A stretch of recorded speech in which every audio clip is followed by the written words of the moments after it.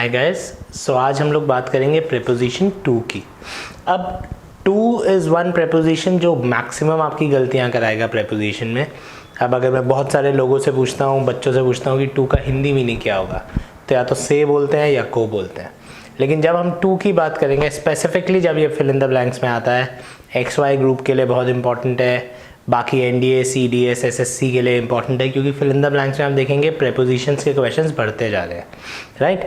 सो to को हमारे को कंपेयर करना आना चाहिए कि अगर टू के साथ क्या ऑप्शंस हैं उस हिसाब से मैं चेक करूँ, राइट। तो हम इसको हिंदी में नहीं याद करके हम इसको कंपेयर करेंगे कि किन किन वर्ड्स के साथ क्या क्या इसका मीनिंग हो सकता है और इसको कैसे चेक करना है। तो इसका जो फर्स्ट है that is to and for. So guys, to को समझने के लिए अब हम सबसे पहले समझेंगे difference between to and for. वापस अगर मैं आपसे हिंदी में बोलूँ फॉर का हिंदी मीनिंग, तो आप लोग बोलेंगे के लिए, राइट। सो मैं आप जो हम सबसे पहले बात करेंगे, हम बात करेंगे जहाँ पे टू का मतलब भी के लिए हो और फॉर का मतलब भी के लिए हो, अगर हिंदी में ही जाना है। Otherwise I will just suggest you कि हमें याद रखना है कि टू और for can have a same meaning. तो ये दोनों सेम कब होते हैं? अब इसके बाद हम ट्रांसलेशन अवॉइड करेंगे। तो जब भी मैं किसी काम का पर्पस बता रहा होता हूँ, उस वाले टू का मतलब और उस वाले का फॉर का मतलब सेम हो सकता है, राइट। सो जैसे I study English and I go to Delhi. अब ये मैंने जानबूझ के टू लिखा है क्योंकि ये टू और ये टू में भी फ़र्क है। अब हमको सबसे पहले क्या समझना है कि टू और फॉर कब सेम होंगे? जब हमारा पहला सेंटेंस ख़त्म होता है और अब मैं बताता हूँ कि ये काम मैं क्यों करता हूँ, मैं इस काम का पर्पस बताता हूँ। तो इस वाले टू की जगह फॉर अब बिल्कुल अलग है, बट यहाँ पे डेफिनेटली टू और फॉर सेम हो सकते हैं। तो आप कोई भी काम क्यों करते हो वहाँ पे टू और फॉर लगेगा। द डिफरेंस बीइंग, अगर हमें नाउन, या ये आप लोगों को वीडियो अभी 2-4 दिन में मिल जाएगा, जीरन, जिसको हम वर्ब में आईएनजी लगाना बोलते हैं। तो अगर आप फॉर लगाएंगे तो या तो वर्ब में आईएनजी होना चाहिए या फिर नाउन होना चाहिए, और अगर आप टू लगाएंगे तो it has to be a normal verb. We can have a few exceptions of it, right. Exceptions हम बाद में बात करेंगे, बट नॉर्मली अगर मैं वर्ब्स की बात कर रहा हूँ तो टू के बाद with non ING verbs, for के बाद नाउन्स और जीरन्स, राइट। कहने का क्या मतलब है? I study English, to pass verb है, फॉर एग्जाम्स, राइट। तो आप पास होने के लिए पढ़ते हैं तो टू पास, और आप एग्जाम्स के लिए पढ़ते हैं तो फॉर एग्जाम्स। इसी तरह से I go to Delhi to play and I go to Delhi for my. तो यहाँ तक तो आपके पास सिंपल होना चाहिए। अगर आपको टू और फॉर में से पिक करना है, सबसे पहले आप देखेंगे इनका मीनिंग सेम कब होगा? जब हमारा फर्स्ट सेंटेंस हो गया है ख़त्म। फर्स्ट सेंटेंस ख़त्म होने के बाद हम टू और फॉर लगा सकते हैं। नाउ अगर हमारे पास थर्ड ऑप्शन क्या है, ये वाला, ये हम जब आपको जीएन्स का वीडियो हम अपलोड करेंगे अभी 2-4 दिन में, तब आपको एग्जैक्टली पता चलेगा कि why is it so important. But फिलहाल फॉर प्ले की जगह प्लेइंग, या यहाँ पे पास की जगह passing, for passing, for playing. तो फॉर के साथ या तो आईएनजी या नाउन, और टू के साथ verb. This is the first question जो टू का आएगा जब मेरे को टू और फॉर में से पिक करना हो। अगेन इस टू की बात नहीं हो रही है, इस टू की बात हो रही है जो टू पर्पस बताएगा। तो जब टू पर्पस बताएगा तो वो टू और फॉर सेम हो सकते हैं। तो this is our first variation या first thing that we need to know about to. Now let's move on. अब जो हमारा अगला डिफरेंस है that is difference between to, for and with. जब तीनों के बाद क्या लिखा होगा, नाउन या प्रोनाउन, राइट।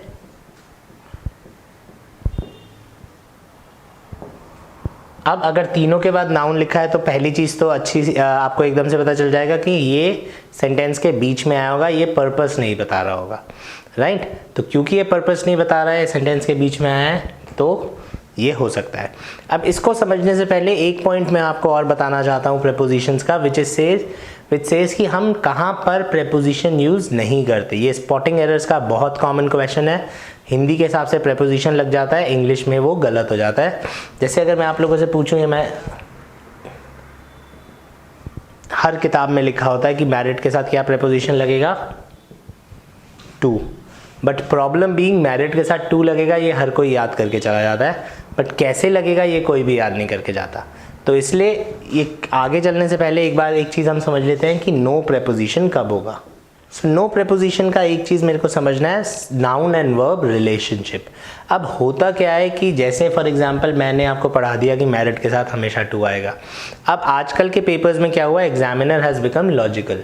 वो आपको ऐसा क्वेश्चन देगा जहाँ पे मैरिड के साथ टू नहीं लगना होगा, बाकी कुछ भी लग सकता है, राइट। तो मेरे को रट के तो जाना ही नहीं है। रट के जाने और समझने में एक बेसिक सा फ़र्क है। अगर आप ये वाला रूल आपको समझ में आता है तो आपके 100 में से 90 क्वेश्चंस ठीक होंगे। आप रट के जाएंगे तो अगेन आपको कितना याद करने पड़ेंगे, आपको लगभग 500-600-700 पेयर्स अच्छे से याद करने पड़ेंगे। और अगर आप वो याद करके गए, और जैसे कि आजकल ट्रेंड है एक्सेप्शंस आ रहे हैं, एग्जामिनर ने उसका एक्सेप्शन दिया, आपका क्वेश्चन गलत हो जाएगा बिकॉज आप उसको समझ नहीं पाएंगे, राइट। सो अब रूल क्या कहता है कि अगर एक पर्टिकुलर वर्ब एक पर्टिकुलर नाउन को इफेक्ट कर रहा है, अगर ये काम इस नाउन या प्रोनाउन के साथ हो सकता है तो बीच में हम कोई प्रीपोजिशन नहीं लगाते, right. For example I killed a boy, I killed a gun. अब मैंने देखा ये है वर्ब किल्ड, क्या मैं किसी लड़के का मर्डर कर सकता हूँ? बिल्कुल कर सकता हूँ।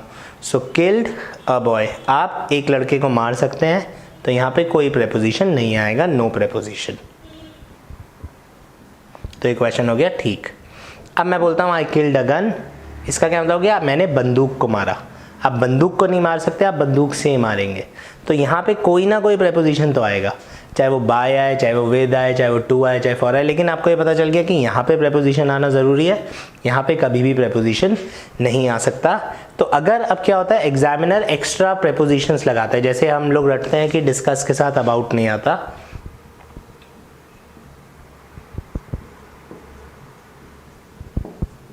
अब से फॉर एग्जाम्पल ये स्पॉटिंग एरर्स का क्वेश्चन है, आई डिस्कस अबाउट यू, तो आप तुम्हारे बारे में डिस्कस कर रहे हैं। अब मुझे देखना है इसका मतलब, और ये मैं किसी चीज़ के बारे में डिस्कस कर सकता हूँ। डिस्कस का मतलब ही क्या होता है, किसी चीज़ के बारे में बात करना। तो ये अबाउट जो है यहाँ पे गलत है, डिस्कस द प्रॉब्लम, ठीक है।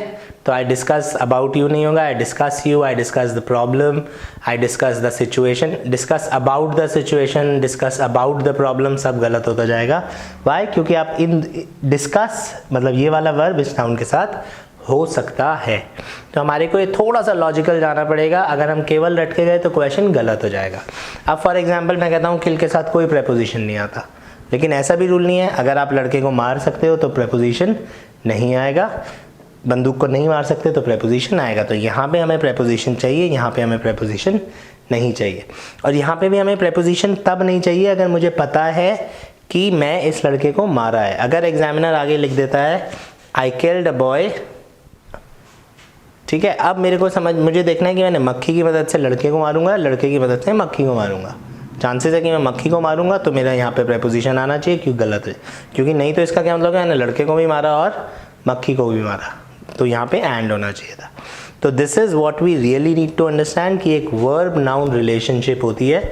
अगर एक पर्टिकुलर वर्ब एक पर्टिकुलर नाउन के साथ हो सकता है तो आपका वहाँ प्रेपोजिशन नहीं आएगा। And this is very common error, discuss about something, married के साथ हमेशा टू आएगा। बच्चे रट के जाते हैं और क्वेश्चन गलत होने लगता है। एक बार मैरिड की बात कर लेते हैं बिकॉज बहुत ज़्यादा आता है question. I am married and I am married, अगर मैं बोलूँ इन दोनों में फ़र्क क्या है, तो आई एम मैरिड, यहाँ पे मैरिड है वर्ब, यहाँ पे मैरिड है एडजेक्टिव। तो सेम वर्ड है लेकिन मीनिंग चेंज हो गया। हिंदी बोलूँ तो मैंने शादी की और मैं शादीशुदा हूँ, राइट। तो मैंने शादी की, मैं लिखता हूँ। अब फ़र्क देख लेते हैं। अब ये वर्ब है, ये नाउन है या प्रोनाउन है?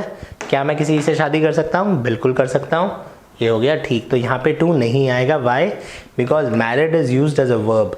आप कितना भी रट के जाइए कि मैरिड के साथ हमेशा टू आएगा, एग्जामिनर ने क्वेश्चन दिया, आप खुशी खुशी टू लिखा है और आपका क्वेश्चन गलत हो गया, राइट। तो आपको ये बात समझ के जानी है कि ऐसे क्वेश्चन ज़्यादा आ रहे हैं आजकल एग्जाम में।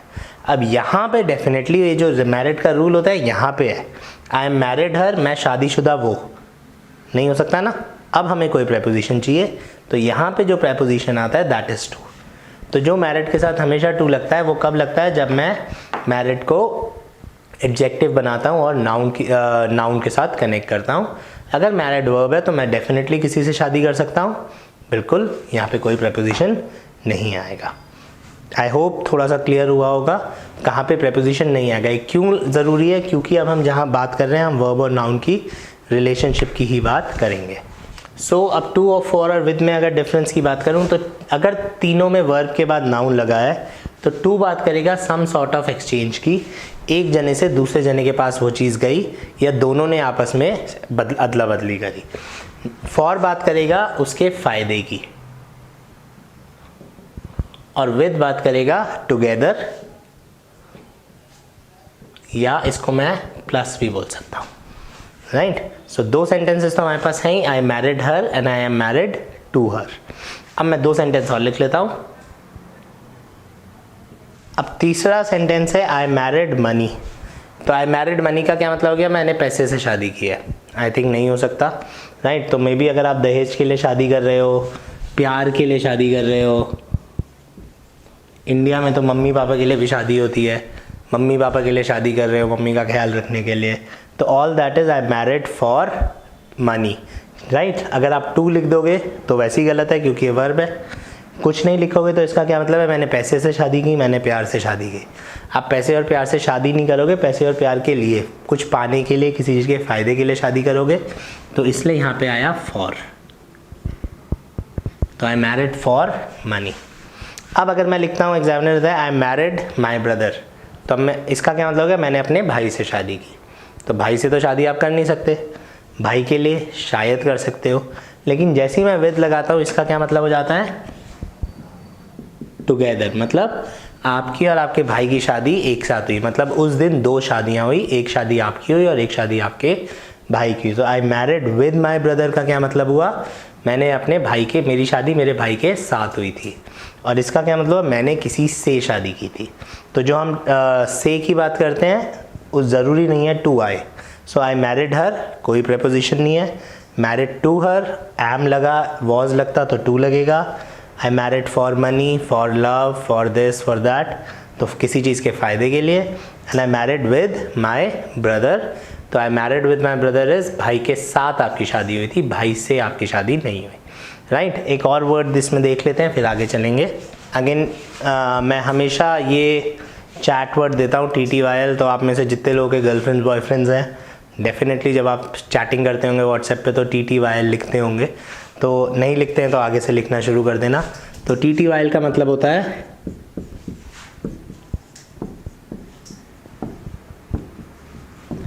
Talk to you later. तो अब जब मैं टॉक टू यू लेटर की बात कर रहा हूँ तो इसका क्या मतलब है? यार चलो तुमसे बाद में बात करता हूँ।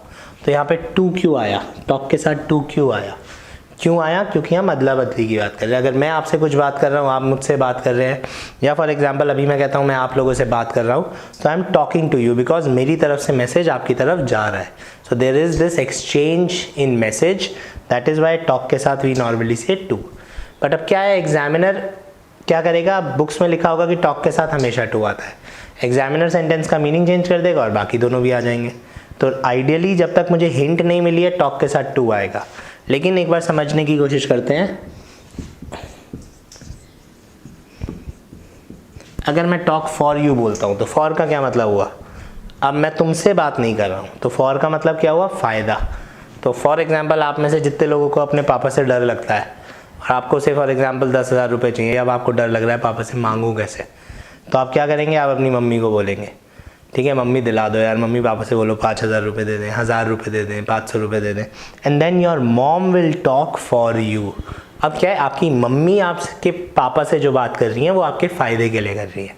तो टॉक फॉर यू का क्या मतलब हुआ? तुम्हारे फ़ायदे के लिए जब कोई दूसरा आदमी बात करेगा, that is talk for you, right. इसी तरह से अब मैं टॉक विद यू बोलता हूँ,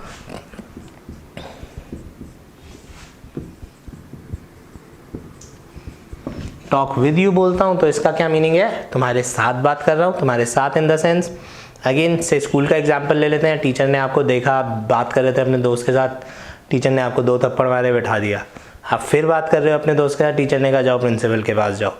अब आपको लग रहा है डर, आप अपने दोस्त को ज़बरदस्ती हाथ खींचते हो कि यार तेरे साथ ही बात करूँगा प्रिंसिपल से, नहीं तो मैं तो बात कर नहीं रहा। तो टॉक विद यू का क्या मतलब हुआ, आप दो लोग किसी तीसरे आदमी से बात कर रहे हो, तो आप दो लोग वहाँ खड़े हो जिससे कि आपको लगता है कि शायद आपका जो रिप्रेजेंटेशन है वो स्ट्रांग हो जाएगा। सो टॉक विद यू का मतलब आप दोनों लोग साथ में बात कर रहे हो किसी तीसरे आदमी से। तो टॉक टू यू आपस में बात हो रही है, टॉक फॉर यू किसी के फ़ायदे के लिए आप बात कर रहे हो, जैसे मैंने मम्मी वाला एग्जांपल दिया, and talk with you is आप दोनों लोग किसी तीसरे से बात कर रहे हैं, right. So this is the basic difference between to for with. अब पहले वाले से कंफ्यूज नहीं होना। पहला वाला क्या था, जब मैं यहाँ फुल स्टॉप लगाता हूँ, अब इसके बाद टू और फॉर जो आता है वो हमने इससे पहले बात करी थी, purpose.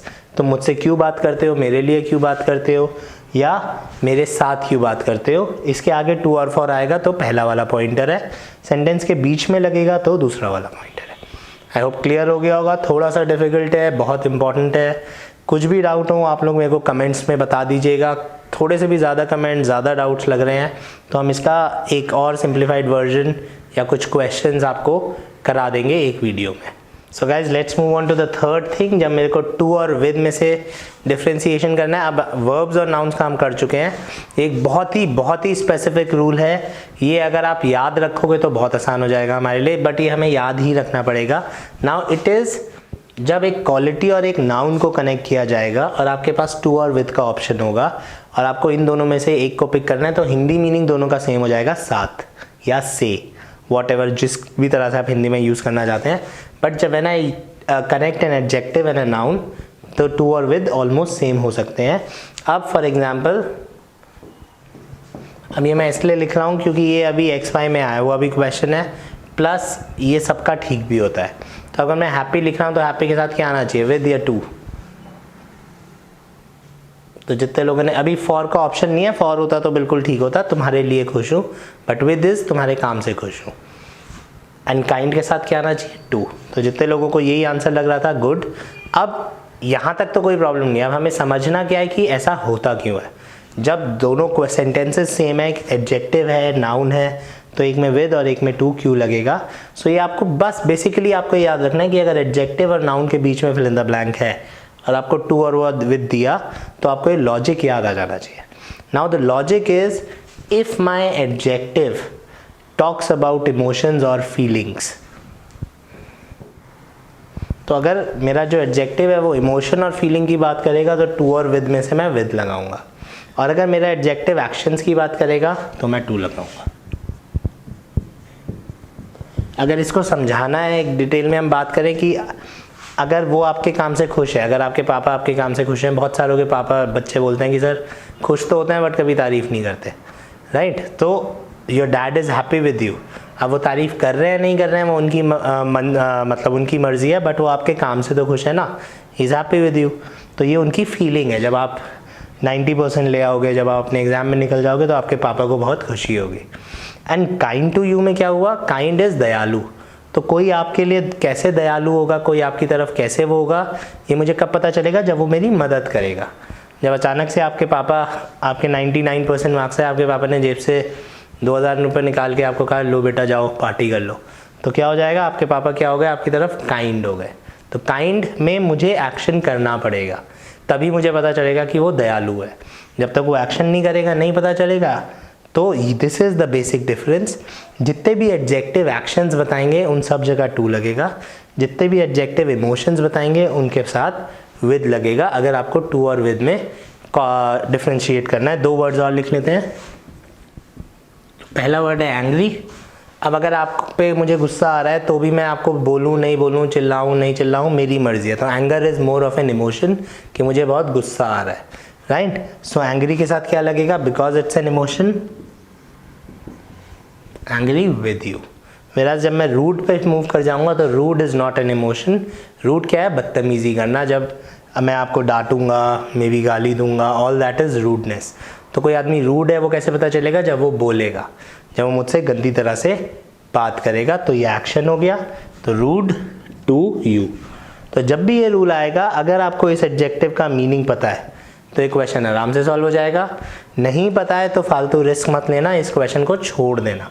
That is what is more important. अगर आपको इस शब्द का मीनिंग ही नहीं पता और आपको यही नहीं पता कि ये फीलिंग है, इमोशन है, तो तुक्का मारने से अच्छा है कि आप इसको छोड़ दें। राइट, या फिर बगल वाले से पहले मीनिंग पूछो फिर उसको सॉल्व कर लो, राइट, तो वो आपकी मर्जी है, बट तुक्का मत मारना, right. So this is the third difference. Let's just quickly talk about the fourth one and then we'll be done. So guys, this is the fourth one. जब मैं डेस्टिनेशन की बात करूँगा, अब यहाँ पे मेरे को ये बात समझ लेनी है, डेस्टिनेशन मतलब मंजिल. तो अगर आप किसी जगह की बात कर रहे हो तो हमने सुना है कि गो और कम के साथ हमेशा टू लगता है. तो हमें पहले तो ध्यान रख लेते हैं कि अगर हम डेस्टिनेशन की बात कर रहे हैं तो गो के साथ टू, कम के साथ टू, अराइव के साथ लगेगा इन ऑन एट, टू नहीं लगेगा. इन ऑन एट का वीडियो आप हमारा पहला देख सकते हैं, in on at for locations. तो इन ऑन एट में कहाँ इन लगेगा, कहाँ ऑन लगेगा, कहाँ एट लगेगा, उसके लिए हमने पूरा वीडियो बनाया हुआ है. उन तीनों में आपको जब लोकेशन में डिफरेंस पता होगा तो आप अकॉर्डिंगली अराइव के साथ इन ऑन एट लगा सकते हैं. और रीच के साथ लगेगा नो प्रेपोजिशन. स्पॉटिंग एरर्स की बात करूं, एसएससी, सीएचएसएल, सीडीएस और एनडीए की, तो रीच सबसे ज़्यादा आता है. I reach in Delhi, I reach to Delhi, I reach at Delhi, सब गलत है. तो अगर आपकी मंजिल की बात कर रहे हो तो रीच के साथ कोई प्रेपोजिशन नहीं लगेगा, राइट. सो पहले एक जनरल सेंटेंस लिख लेते हैं, राइट. सो गो के साथ टू दिल्ली, कम के साथ टू दिल्ली, अराइव के साथ डिपेंडिंग ऑन दिल्ली क्या लगेगा वो आपको देखना पड़ेगा. इन आएगा यहाँ पे answer depending on this word, but इसके लिए आपको इन ऑन एट का वीडियो देखना पड़ेगा. And I reach Delhi, reach in Delhi, on Delhi, at Delhi, सब गलत हो जाएगा. तो स्पॉटिंग एरर्स में हमारे को नो प्रेपोजिशन वाले क्वेश्चन ज़्यादा आते हैं, इसलिए ये हमारा थोड़ा सा इंपॉर्टेंट हो जाता है वर्ड. अगर आप पास्ट ईयर्स भी देखेंगे तो आपको रीच काफ़ी दिखेगा. So the next part here is कि मैं डेस्टिनेशन को किसी और चीज़ से कंफ्यूज ना करूं, राइट. तो मैं अब गो और कम पे आ जाता हूं. अराइव और रीच की बात हो गई है.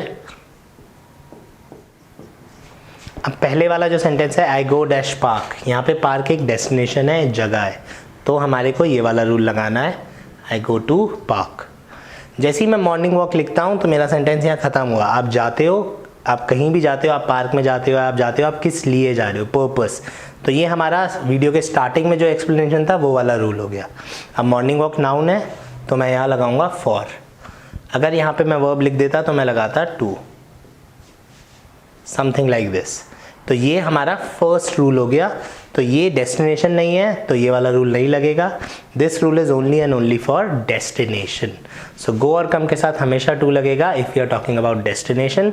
डेस्टिनेशन की बात नहीं कर रहे हैं तो टू नहीं लगेगा. फिर कौन से उसमें फिट होता है वो मेरे को देखना पड़ेगा, फर्स्ट वाले में, सेकंड वाले में या थर्ड वाले में, एंड अकॉर्डिंगली मैं उसे सॉल्व करूँगा. सो हमारा लास्ट पार्ट है आज का कि हम कहाँ कहाँ पे गो और कम के साथ टू यूज़ नहीं कर सकते. तो अनस्पेसिफिक जगहों के साथ यूज़ नहीं कर सकते. अब इसके लिए मैं सबसे पहले अनस्पेसिफिक का हम थोड़ा सा डेफिनेशन चेंज करेंगे. सो दिल्ली इज़ स्पेसिफिक और unspecific. Delhi is specific. City बिल्कुल अनस्पेसिफिक है, लेकिन सिटी को भी हम स्पेसिफिक में डालेंगे. क्यों, अब हम समझ लेते हैं. ये यहाँ जो हम अनस्पेसिफिक की बात करते हैं, हम उन जगहों की बात करते हैं जो एक से ज़्यादा अलग अलग तरीके की जगहों के लिए वर्ड्स यूज़ हो सकते हैं. अब सिटी आप कितनी तरीके की जगहों के लिए यूज़ कर सकते हो. आप गांव को सिटी नहीं बोल सकते, आप कमरे को सिटी नहीं बोल सकते, आप क्लासरूम को सिटी नहीं बोल सकते. सिटी केवल शहर के लिए यूज़ होगा. क्योंकि सिटी केवल एक ही तरीके की जगह के लिए यूज़ होगा तो इस रूल में हम उसको स्पेसिफिक मानेंगे. तो अब हमें ऐसे वर्ड्स ढूंढने हैं जो एक से ज़्यादा अलग अलग तरीके की जगहों के लिए यूज़ हो सके. For example hair. अब मैं कैमरे में मान लीजिए वीडियो बना रहा हूँ तो मेरे लिए कैमरा या ये कमरा जहाँ मैं वीडियो बना रहा हूँ वो हेयर हो गया. आप मोबाइल में देख रहे हैं या जहाँ पे भी आप देख रहे हैं आपके लिए वो जगह हेयर हो गई. तो हेयर इज़ वन वर्ड जो किसी भी चीज़ के लिए यूज़ हो सकता है. हेयर का ऑपोजिट क्या होता है, देयर. इसी तरह से इस तरीके के जो वर्ड्स होते हैं, here, there, uphill, downhill, outside, inside, upstairs, downstairs, इनके साथ टू नहीं आता. सो मैं सेंटेंस क्या बनाऊंगा, आई go there, I come here. अब इसमें जो सबसे इम्पोर्टेंट वर्ड है, जो सबसे ज़्यादा आता है और जिसमें सबसे ज़्यादा गलती होती है, वो वर्ड होता है. अगर आपने मेरी इन ऑन एट की वीडियो देखी है तो हमने इसकी बात इन ऑन एट में भी की थी, बिकॉज इन ऑन एट भी नहीं लगता इनके साथ और टू भी नहीं लगता. तो अब अगर मैं विदेश जाता हूं या विदेश गया था, आई वेंट टू अब्रॉड गलत हो जाएगा. स्पॉटिंग एरर्स में आएगा ही वेंट टू अब्रॉड और आप टू को गलत करके आएंगे, right. So this was a basic description of to, 4 different तरीके जो एग्ज़ाम में सबसे ज़्यादा आते हैं। सबसे पहला टू और फॉर, दूसरा टू फॉर विद, तीसरा टू एंड विद, एंड चौथा जब हम मूवमेंट की बात करते हैं। इसके अलावा थोड़े से टू और होते हैं जो हम मोडाल्स वगैरह में और एक बार और कवर करेंगे।